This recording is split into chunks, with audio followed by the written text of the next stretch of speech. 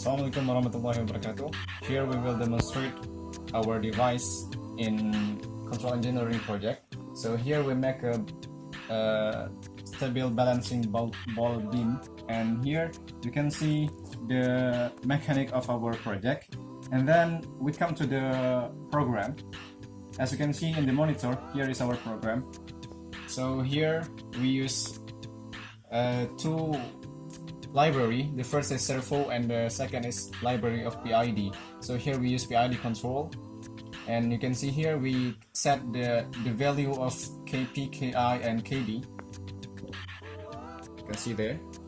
And then we also set the set point. So when the ball in 17 centimeter from the sensor, so it will be balanced.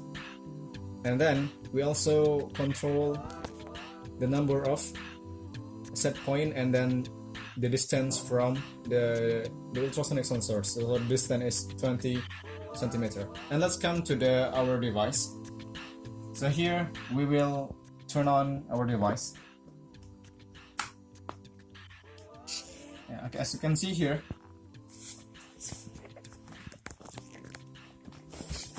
when you put the ball, so it will be stable.